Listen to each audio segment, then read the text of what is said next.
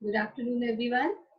आज मैंने जो टॉपिक लिया है वो अलाउद्दीन खिलजी की मार्केट कंट्रोल पॉलिसी है, यानी बाजार नियंत्रण नीति है।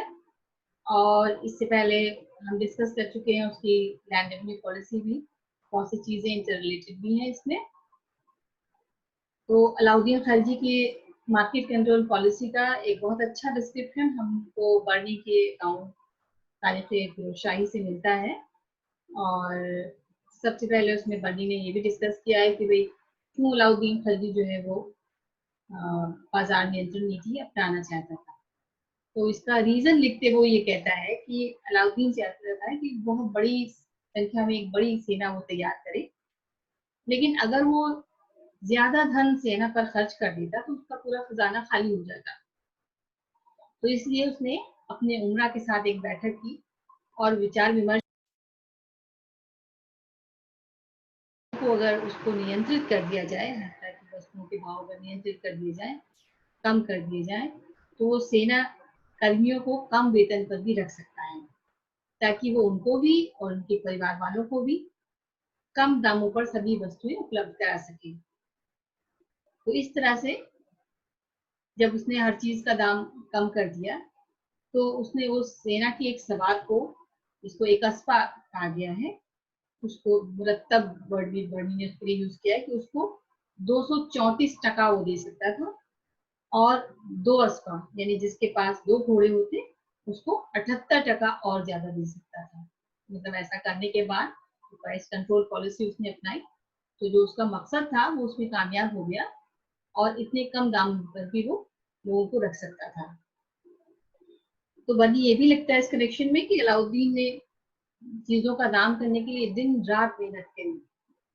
और यहाँ तक कि उसने साधारण चीजें भी, जैसे उसमें सुई है, कंघा है, टोपी है, चप्पल, बर्तन, टोपी, मिठाई, ऐसी हर चीज का जिसका आम जिंदगी जिनकी जरूरत थी, उन सभी चीजों के उसने दाम जो है वो फिक्स कर दिए, निर्धारित कर दिए। इस कनेक्शन में हमारी एक सेकेंडरी सोर्स है के निजामी की comprehensive history of India volume 5।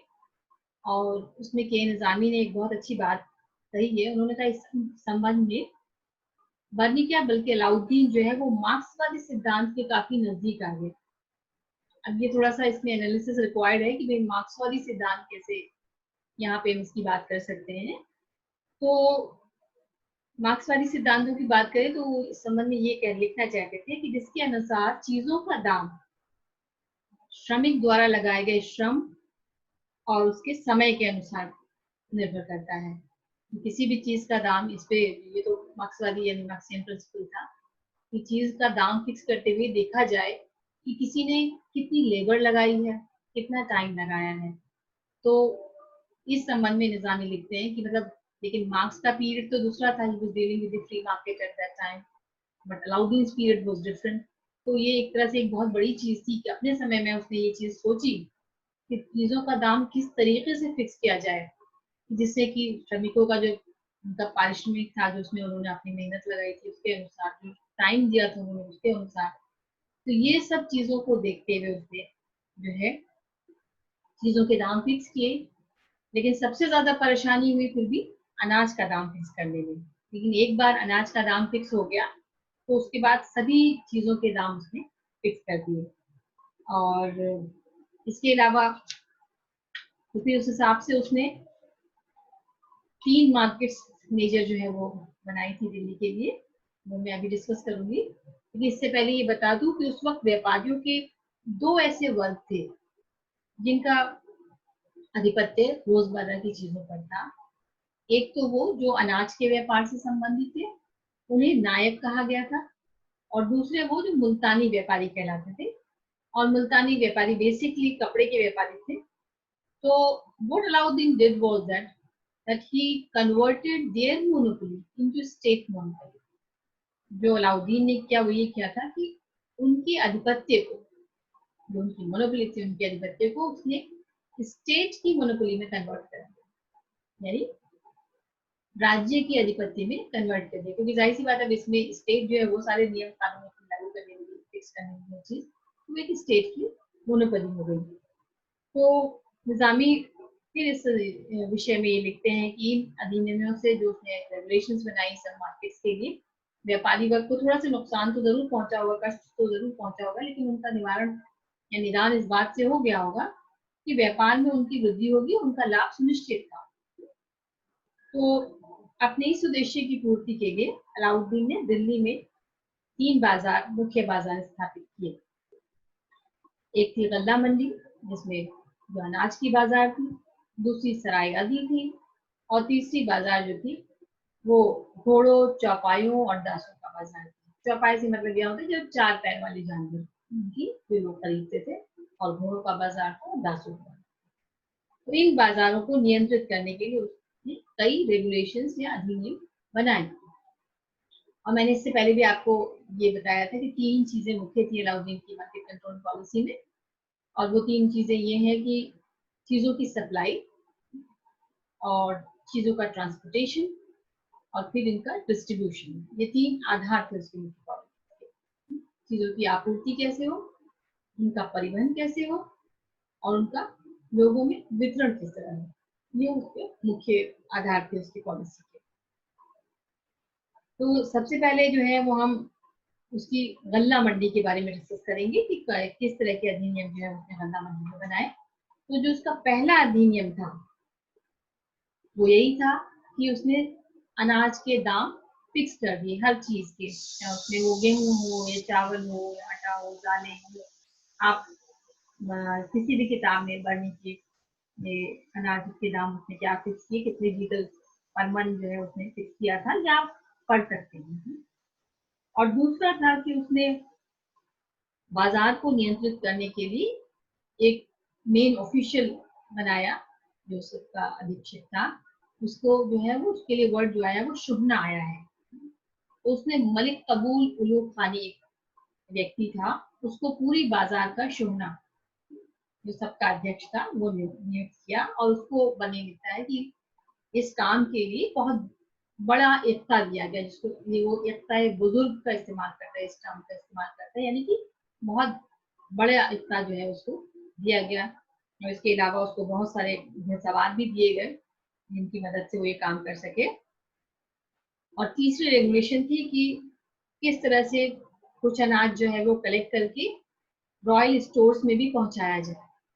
तो मैंने आपको जब लैंड रेवेन्यू पॉलिसी पढ़ाई थी तो ये चीज बताई थी कि दो आपके क्षेत्रों में रेवेन्यू जो है वो काइंड में भी मांगा गया, half of the royal shape was demanded in kind also, ताकि उसको जो है ले जाके वो रॉयल स्टोर्स में रखा जा सके। तो वहां जो है रेवेन्यू मांगा गया, इसको झाइन जैसे एरिया में, जैसे मैंने आपको पहले बताया था कि झाइन में उसको ले जाया गया जहाँ रॉयल स्टोर सेटअप किए गए थे। उसके लिए बर्निंग जो है शहरी नौ का भी इस्तेमाल करता है, नया शहर के यहाँ पे स्टोर सेटअप किए गए थे, और जो रेवेन्यू डिमांड टाइम में की जाती थी वहां जो गल्ला जो है वहां जाके स्टोर कर दिया जाता था। इसके अलावा जो चौथी रेगुलेशन थी वो ये थी कि all the grain transport merchants of the Sultanate were to be made subject to the controller of the grain market। यानी कि जो भी ग्रेन ट्रांसपोर्ट मर्चेंट्स थे, जिसमें कि जो बंजारे थे, मैंने आपको बताया था, तो ये बहुत बड़ी तादाद में बंजारों को जो है वो सेटल किया गया था। यमुना नदी के पास बहुत बड़ी संख्या में, कई हजारों की संख्या में जो है वो बंजारे जाके बस गए थे अपने, और उन लोगों को जो है रजिस्ट्रेशन करना था अपना, और सबको एक दूसरे की श्योरिटी प्रोवाइड करनी थी, और फिर उनको जो मार्केट का जो ऑफिशियल था उसके अधीनस्थ किया गया। ये जो 5वीं रेगुलेशन थी उसके हिसाब से, जो 5वां अधिनियम था उसके हिसाब से कड़े आदेश इस चीज के दिए गए कि इस चीज पे ध्यान रखा जाए कि कोई भी जमाखोरी न कर सके। और इसके लिए जो वर्ड आया है वो है एहतिकाम, कोई जमाखोरी न करे। और इस संबंध में सेंटर ने ये रेगुलेशन, ये रूल इशू किया कि सब एजेंट्स, जो भी ऑफिसर, जो रेवेन्यू कलेक्टर्स थे, जो जॉब में अपॉइंटेड थे, उनसे लिख के ये ले लिया जाए, रिटन डीड ली जाए कि they would not permit anyone to regret. यानी उनको जो है ये चीजें उन पर कड़ी नजर रखनी थी कि कोई भी जो है वो जमाखोरी नहीं करेगा। 6 रेगुलेशन ये थी कि इसी तरह से जितने भी एडमिनिस्ट्रेटिव और रेवेन्यू ऑफिशियल्स थे जो कलेक्ट करते थे रेवेन्यू, उनको भी ये आदेश दिए गए कि वो देखें कि जो किसान है वो अपना अनाज घर ना ले जाने पाए, या तो वो उसको मंडी में ही बेच दे और या फिर बंजारों के हाथ वहीं खेत में बेच दे, लेकिन उसको घर ले जाने का अधिकार नहीं था और इसका भी बहुत सख्ती से पालन किया जाना था। तो ये भी इसलिए क्योंकि घर ले जाने में जमाखोरी का डर था कि कोई हो सकता है कि एक्चुअल स्टेट ऑफ अफेयर्स ना बताए और अपना अनाज ले जाके वहां जमाखोरी कर ले, तो इसलिए ये और आदेश दिए गए। इसके अलावा जो सेवंथ रेगुलेशन थी वो ये थी, सेवंथ अधिनियम में था कि सुल्तान जो है वो गल्ला मंडी के बारे में कई सोर्सेज से इंफॉर्मेशन लेता था। ग्रेन मर्चेंट्स के बारे में उसको 3 इंडिपेंडेंट सोर्सेस इंफॉर्मेशन मिलती थी। पहली तो शोनाई मंडी से, जो मेन ऑफिशियल था, कंट्रोलर था मार्केट का, उससे। दूसरी उसके अपने इंटेलिजेंस ऑफिसर्स थे जो बरीद कहलाते थे, और तीसरे उसके अपने सीक्रेट स्पाइस भी थे, गुप्तचर भी थे, उनसे भी वो हर तरह की सूचना मार्केट के बारे में देता था। यानी कि एक के ऊपर एक कई चेक थे कि अगर एक ऑफिसर गलती करे, उससे ढिलाई हो जाए, तो दूसरा भी था। तो कई लोग थे जिनको अलाउद्दीन खिलजी ने अपॉइंट किया था, उन्हीं से द्वारा वो सारी इंफॉर्मेशन ग्रेन मार्केट के बारे में कलेक्ट करता था। ये तो एक मार्केट की बात हुई। और इसके बाद जो दूसरी मार्केट सेटल की गई जिसको सराय अदल कहते हैं, तो उसके लिए भी बनी, ये कहता है कि ये भी एक सब्सिडाइज्ड मार्केट थी, यानी कम दरों वाली बाजार थी और मैन्युफैक्चर्ड कमोडिटीज की। और बेसिकली ये इसमें जो है दूर दराज के इलाकों से जो सामान लाया जाता था वो रखा जाता था। तो इसमें ये कपड़े थे और शुगर, हर्ब्स यानी दवाएं, ड्राई फ्रूट्स और घी, तेल, रोगन चिराग का भी जिक्र करता है बनीज में, यानी चिराग में डालने वाला तेल, हर तरह का घी, तेल। ये बेसिकली ऐसे सारे सामान थे जो जल्दी खराब नहीं होते थे, इस तरह के सामान थे। और बर्नी ने कपड़ों की भी लिस्ट दी है कि कई तरह के कपड़े इसमें शामिल थे, जिसमें वो खज़े दिल्ली भी कहता है, मशहूर शेरी का नाम लिखता है, और अस्तर लाल नागौरी, और बाहर से आने वाले कपड़ों में तबरेजी और चीनी, और लोकल कपड़ों में भी जो बाहर से जो भारत से ही और मंगाए जाते थे अलग अलग प्रांतों से, जैसे देवगिरी कपड़ा भी था। वैसे उसने एक लंबी लिस्ट सारे सामानों के लिए, इसके कपड़े की खास कैटेगरी है, इसमें हर तरह के कपड़े उसने मेंशन किए हैं कि इस तरह के कपड़े इस बाजार में रखे जाते थे।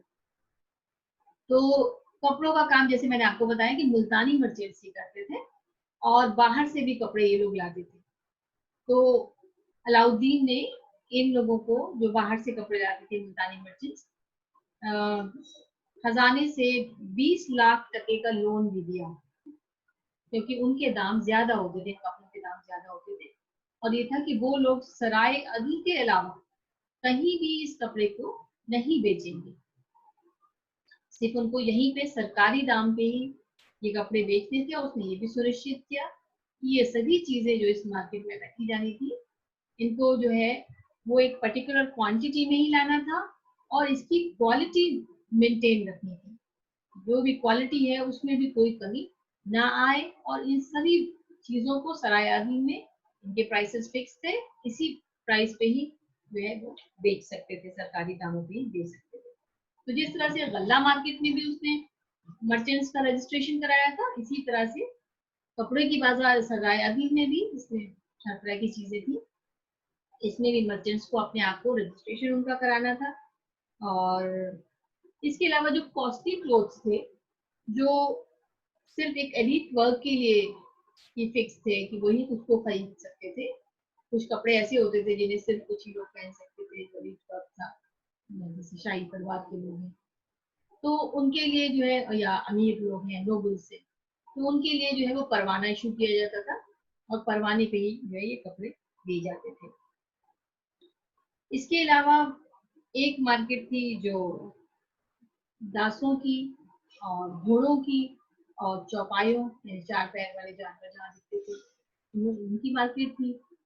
तो इसके लिए भी अलाउद्दीन ने जो है वो कई नियम बनाए, और घोड़ों के लिए खास करके उसने घोड़ों को 3 क्वालिटीज में जो है डिवाइड कर दिया था। जो बहुत अच्छे घोड़े थे उनको जो है वो 100 से 120 टके में थे, उसके बाद 80 से 90 में, फिर 60 से 70 में, से 3 क्वालिटीज में उसको ग्रेड कर दिया था, यानी उसकी श्रेणी बना दी थी। तो होता ये था असल में कि घोड़ों की जो बाजार थी उसमें बहुत दलाल थे, और वो दलाल जो है वो ज्यादा प्राइस ले लेते थे लोगों से जो वो खरीदते थे। और उस वक्त कोई भी आदमी जो दीवाने अर्ज में जो है जिसको रिक्रूट होना होता था, नियुक्ति के लिए जाता था, तो उसको पहले अपनी कला प्रदर्शित करने के लिए घोड़ा जो है लेके जाना पड़ता था। तो इस वजह से वो जब बाजार में इसको खरीदता था तो उसको बहुत महंगे दामों पे ये घोड़े मिलते थे। और इस मार्केट में, घोड़ों की मार्केट में स्पेशली दलाल बहुत ज्यादा थे, और जो बढ़ा के जो है वो घोड़ों को बेचते थे दाम बढ़ा के। तो इससे अलाउद्दीन ने ये किया कि इन दलालों को उसने खत्म कर दिया मार्केट से। और इन दो घोड़ों के भी उसने सब, जैसे मैंने आपको कहा, एक कैटेगरी बनाई, तो इन कैटेगरी के हिसाब से उसने घोड़ों के दाम भी फिक्स कर दिए। हालांकि उसने कुछ लोगों के जो दलाल थे उनके हिसाब से ही या उनके परामर्श लेके ही कुछ दाम फिक्स किए होंगे, पर ऐसे लोग जो बहुत ज्यादा पैसे दे रहे थे उनको उसने मार्केट से हटा दिया। और अब घोड़ों के दाम भी फिक्स हो गए, इसके अलावा सारे जो जानवर थे, बाकी जो बिकने वाले जानवर थे, दास थे, इन सब को भी उसने उनके सबके प्राइसेस फिक्स कर दिए। और एक मार्केट थी, वो जनरल मार्केट थी, जिसे मैंने आपको कहा कि सारी चीजों के दाम उसमें, चाहे वो सुई हो, कंघा हो, मिठाई हो, टोपी हो, जूता चप्पल, कोई भी चीज, सामान्य चीजों की जो मार्केट थी, जो रोजमर्रा की जिंदगी से जो चीजें जुड़ी हुई थी, उनकी भी मार्केट थी।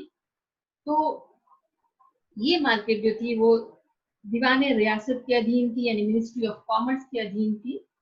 और इसका इंचार्ज उसने याकूब नजीर को बनाया था। और जिनका काम यही था, जैसे कि सोना का काम था, गल्ला मंडी में भी सारी चीजों के दाम, तो ये देखे कि वो नियंत्रित है कि नहीं है। और तो इसके लिए जो है वो कहते हैं कि अलाउद्दीन जो है बनी होता है कि छोटे बच्चों को भी मार्केट में बेचता था, उनसे भी सामान मंगवाता था। अगर कोई भी तोल में बहुत कमी, थोड़ी बहुत कमी भी कर दे, तो जो है उसको सख्त से सख्त सजा दी जाती थी। तो ये सारी मार्केट्स अलाउद्दीन ने जो है वो स्टेब्लिश की, और उसके जब तक अलाउद्दीन जीवित रहा, ये कहा जाता है कि किसी भी चीज का दाम बिल्कुल नहीं बढ़ा। और जब बर्नीस मार्केट कंट्रोल पॉलिसी के बारे में लिखता है, तो उसके मतलब एक एक वर्ड से उसकी खुशी का इजहार होता है, मुझे लगता है प्रसन्नता का भाव, कि मतलब वो कहता है कि एक बहुत बड़ी उपलब्धि थी अलाउद्दीन की कि उस वक्त में इस तरह से वो चीजों का दाम फिक्स कर दे, और थ्रू आउट वो रेंज ये चीज मेंटेन रहे कि वो चीज, किसी भी चीज का दाम उसने कहा नहीं बढ़ा। और इसके अलावा जो है अकाल के समय भी कभी ऐसा हो जाए कि जो है वो अकाल पड़ जाए, कुछ हो जाए, तो लोगों को कभी भी अनाज की कमी नहीं हुई। और राशनिंग की भी व्यवस्था थी कि यदि ऐसी स्कैसिटी हो अनाज की, तो उस समय में जो मोहल्ले के हिसाब से, जो मोहल्ले का दुकानदार था, बनिया या बकाल, इसके लिए वर्ड आया है, उसको अपने मोहल्ले की पॉपुलेशन को ध्यान में रखते हुए गल्ला दिया जाता था। यानी कभी भी किसी भी वक्त में उसके पूरे वक्त में अनाज की भी कमी नहीं हो पाई। तो इस लिहाज से अगर हम देखें तो ये एक बड़ी ही successful market control policy Alauddin की थी। अब इसमें एक पॉइंट ये भी है कि क्या ये चीजें सिर्फ दिल्ली तक ही सीमित थी, जो बाजार नियंत्रण नीति है, या ये दूसरी जगहों पे भी थी। तो पहली बात तो ये है कि अगर वो उसको सिर्फ दिल्ली तक ही सीमित रखेगा, तो जाहिर सी बात है जो सेनानी है वो तो जगह जगह से आए हैं, वो खाली दिल्ली में ही तो नहीं, उसके पर इनके परिवार वाले खाली दिल्ली में तो ही नहीं रहते थे, वो और अलग अलग जगहों पे भी रहते थे। तो इसलिए लगता है कि ये पॉलिसी खाली दिल्ली तक ही सीमित नहीं थी, मगर और भी जगह भी इसको फॉलो किया जाता रहा। और फरिश्ता भी इस संबंध में लिखता है कि जो भी दिल्ली में होता था, कैपिटल में होता था, वो फिर दूसरे प्रोविंसेस में भी फॉलो किया जाता था। और दामों के लिए भी फरिश्ता लिखता है कि अगर दिल्ली के दामों को देख लिया जाए, चीजों की सूची को देख लिया जाए, तो फिर वो दूसरे रीजन्स की भी सूची जो है उससे मिलाई जा सकती थी। तो इससे हमको ये लगता है कि नहीं, खाली दिल्ली तक ही ये चीज सीमित नहीं थी। तो अलाउद्दीन इस उसमें काफी, मैंने कहा, कामयाब रहा।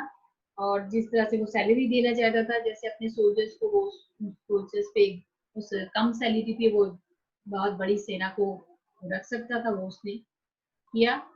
लेकिन सिर्फ एक ही चीज है कि हाँ, क्योंकि ये सब चीजें जो है काफी इनमें कड़ाई का पालन किया गया, तब ये जाके संभव थी। अलाउद्दीन की मृत्यु के बाद ये सारी चीजें, ये सारे अधिनियम जो है समाप्त हो गए।